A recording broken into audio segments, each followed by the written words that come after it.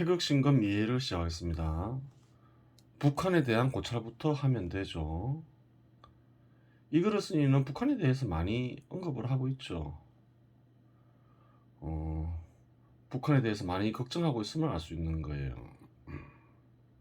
그러니까 북한 때문에 근심거리가 있음을 알 수 있는 거예요.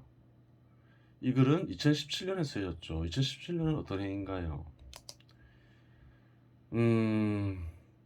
박근혜 대통령이 탄핵당하고 문재인 정부가 들어서죠. 문재인 정부는 그 민주당 출신이죠. 이 글을 쓴 이는 문재인 정부가 적국인 북한을 이롭게 하고 한국의 국익에 반한 행동을 할까봐 걱정을 많이 했음을 알 수 있어요. 왜 걱정했을까요? 그래요. 문재인 정부 구성원들을 의심했던 거죠. 혹시 빨갱이가 아닐까 의심했음을 알 수 있어요.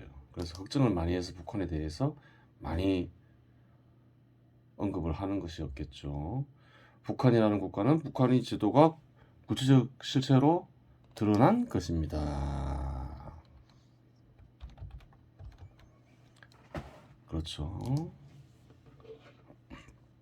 북한의 제도 역시 생명이 있는 존재이지만 선천적인 제도가 아닌 것. 인간으로 가정하면 자연적인 인간이 아니라 복제 인간이라고 할 수 있지요. 그래요. 무슨 말인가요? 인위적으로 만들어진 거라는 거예요. 인간에 의해서, 인간의 어떤 상상에 의해서 공산주의 국가나 사회주의 국가는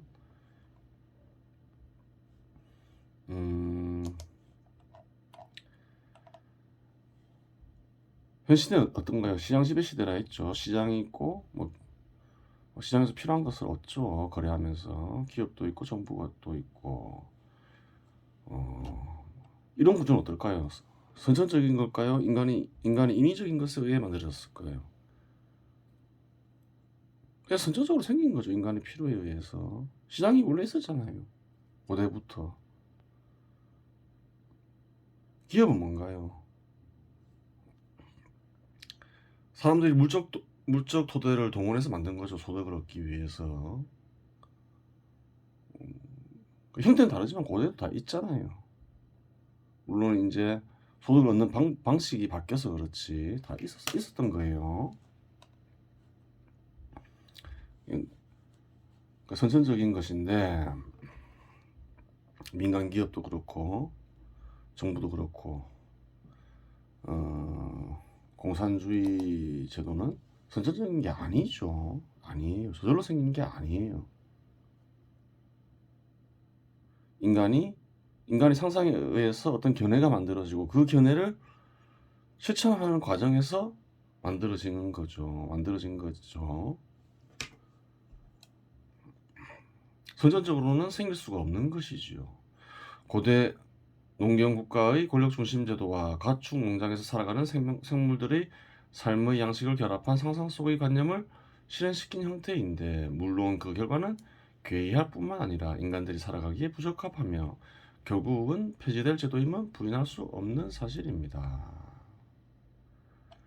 권력 중심 제도 주석에 달려 있죠. 한번 볼까요? 북한의 헌법을 한번 살펴볼 수 있겠죠.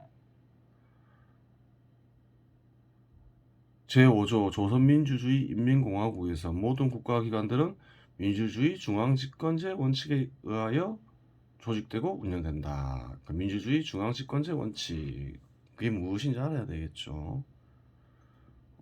중앙당이 모든 것을 결정하고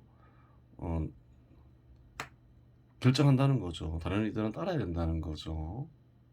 일당 독재를 얘기하고 있는 거죠. 그래요. 가축농장 여기도 주석에 달려있죠. 가축농장에서 살아가는 생물들이 삶의 양식을 결합한 상상성의 관념이라고 하죠. 한번 볼게요. 이를 뒷받침하는 법조문을 찾을 수 있겠죠. 조선민주주의 인민공화국에서 생산수단은 국가와 사회협동단체가 소유한다. 그래요. 그 위에 공산당이 있죠. 그냥 다 공산당이 소유한다는 얘기인 거죠. 개개인이 소유할 수가 없어요. 제21조 국가 소유는 전체 인민의 소유이다. 말은 그렇게 하죠. 국가 소유권의 대상에는 제한이 없다. 나라의 모든 자연부원, 철도, 항공운수, 최신기관과 중요공장, 기업소, 항만, 은행은 국가만이 소유한다. 국가는 나라의 경제 발전에서 주도적 역할하는 국가 소유를 우선적으로 보호하며 장성시킨다. 개인은 최신기관이나 중요공장, 기업을 가질 수 없다고 얘기하는 거죠. 사회협동단체 소유는 해당 단체에 들어있는 근로자들의 집단적 소유이다. 사회협동단체가 또 이제 생산수단을 소유할 수 있다고 얘기하죠. 토지, 농기계, 배, 중소공장, 기업소 같은 것은 사회협동단체가 소유할 수 있다. 이렇게 되어 있는 거예요. 기본적으로 개인은 기업과 같은 생산수단을 소유할 수 없는 것으로 되어 있죠. 한국은 어떤가요? 민간 기업이 생산을 주도하고 있죠. 정부도 생산에 어느 정도 참여하지만 제도가 완전히 다름을 알 수 있어요. 그러면 북한이라는 나라는 개인 소유를 완전히 부정하냐? 어떠한 소유도 불인정하냐? 그건 아니에요. 한번 쭉 보면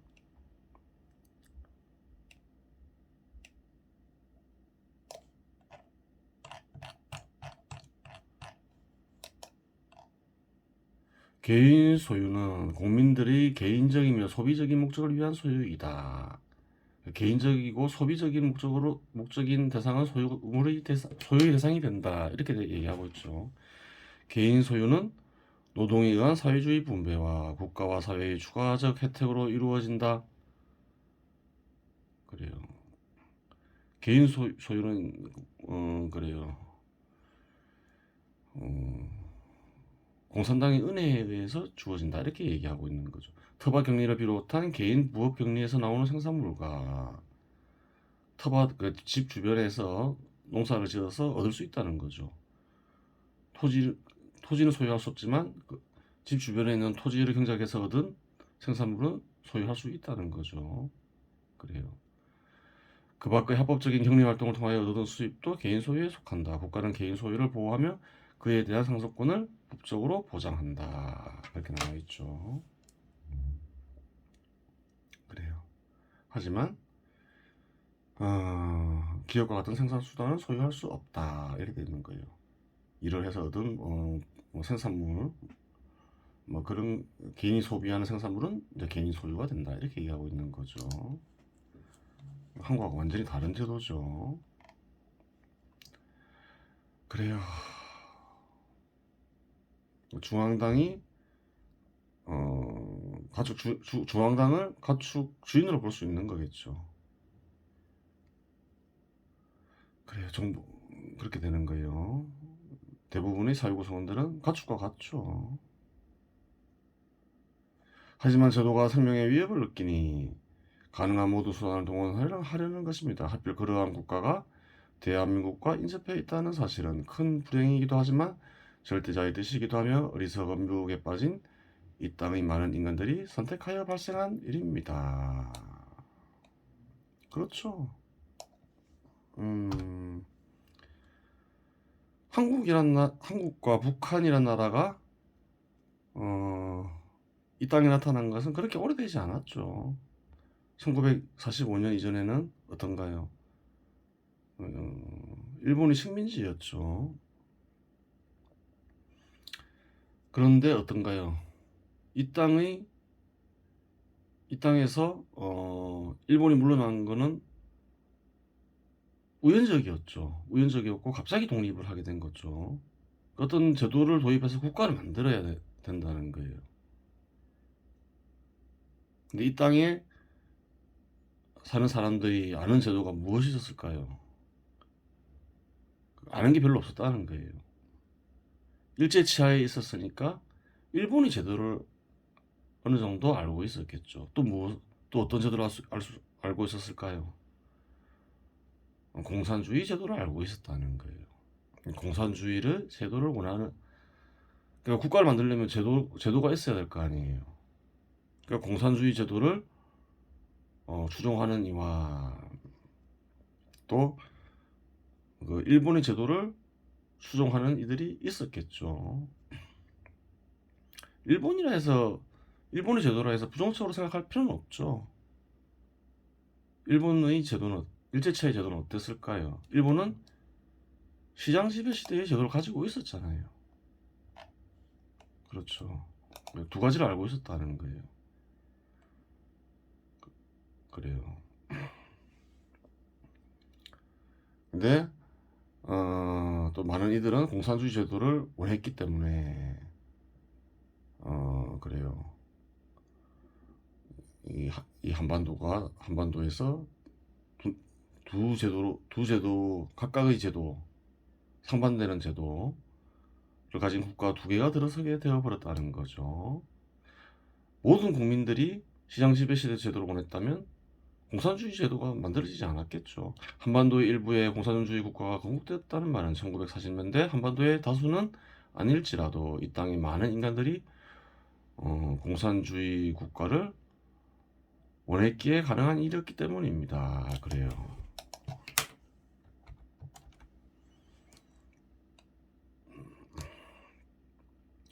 일본에 일제 치하에 있을 때 독립운동을 한 이들 중에도 공산주의자들이 있었죠. 서로 많이 다퉜어요. 서로 죽고 죽이고, 공산주의자와 공산주의 아닌 자와. 그래요. 하여간 반드시 강한 제도가 약한 제도를 이기는 것은 아니고 우월한 제도가 열등한 제도를 이기는 것은 아니며 강대국이 약소국을 이기는 것은 아니고 선천적인 것이 후천적인 것을 이기는 것은 아니니, 거기에다가 대한민국 제도는 치명적인 약점이 있으니 대한민국을 사랑한다면 북한이라는 나라가 우호적으로 질적 전환을 이루거나 사라지기 전에는 경계해야 하는 상황입니다. 그래요.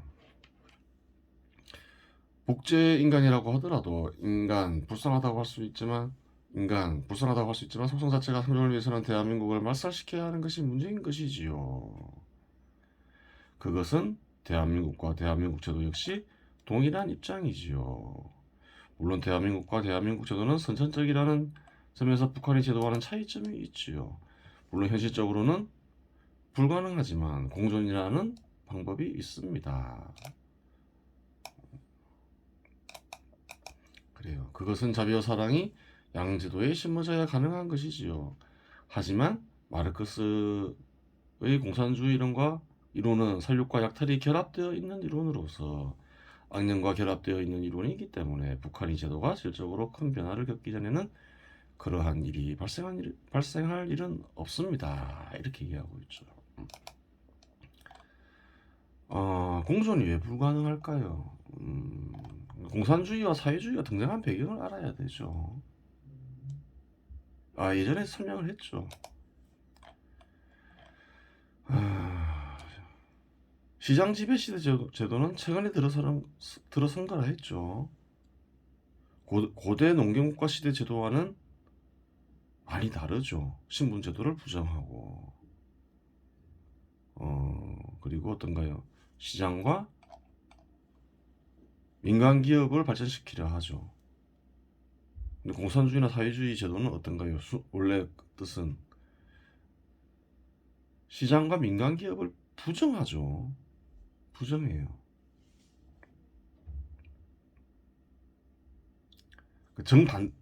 비슷한 제도가 아니라는 거예요. 비슷한 제도면 통합되기도 쉽겠죠.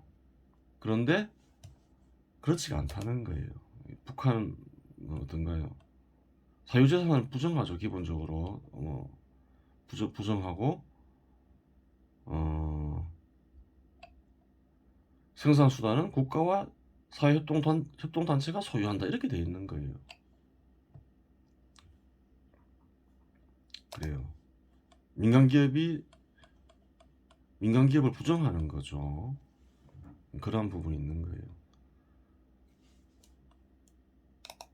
그러니까 굉장히 공격적일 수밖에 없죠. 시장 지배 시대 제도에 굉장히 이 공격적인 제도일 수밖에 없죠. 반발해서 나온 것이니까 그런 것이겠죠. 그래요. 그런 부분이 있는 거예요. 특히 이제 어떤가요? 북한에 있던 사람들과 한국에 있던 사람들은 오랜 기간, 수천 년까지는 아니더라도 1000년 이상 그리고 한 땅에 살았죠. 그래서 핏줄이 같다고 생각을 하잖아요.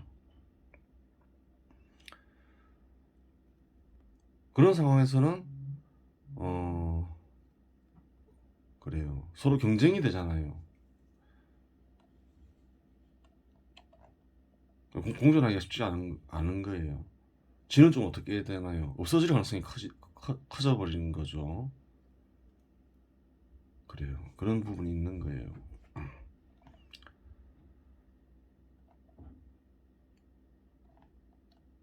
음, 그런 부분이 있어서 공존이 힘들다는 거예요. 어, 북한이 채택하고 있는 제도와 한국이 채택하고 있는 제도는 타협이 어렵다. 살아가는 방식이 정반대이다.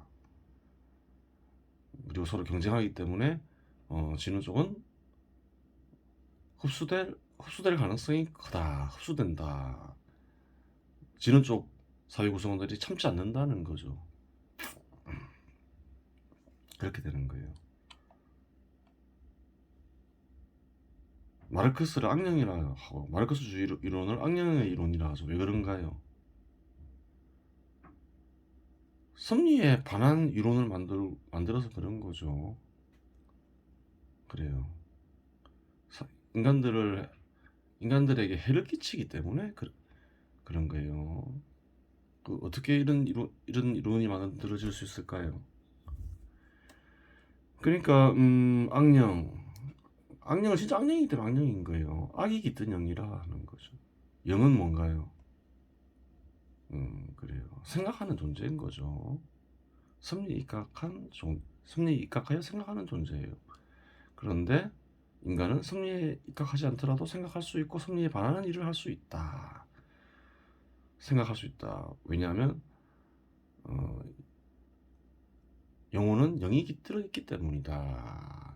그렇죠.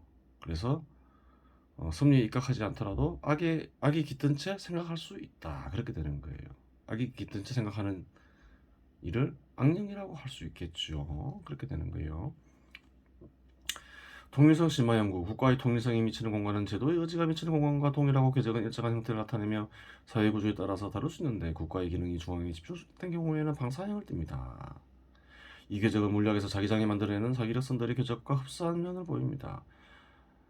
국가 내에 존재하는 영역들은 각각의 개체이고 모든 개체들의 결합은 총체를 이루는데 이 총체가 통일성과 결합하며 일체를 이루게 되며 국가를 제대로 간주하기 위해서는 일체 개념을 파악해야 합니다. 일체에 관한 것은 뒤에서 별도로 다루도록 하겠습니다. 통일성은 궤적을 가진다는 거예요. 자석과 비슷한 궤적을 가진다. 중앙에 집중된 경우 그래요. 이게 이쪽에 보면 많이 뭉쳐 있고 갈수록 옅어지는 거죠. 제도의 의지도 마찬가지죠. 예를 들어서 시장 지배 시대 제도의 의지가 있어요.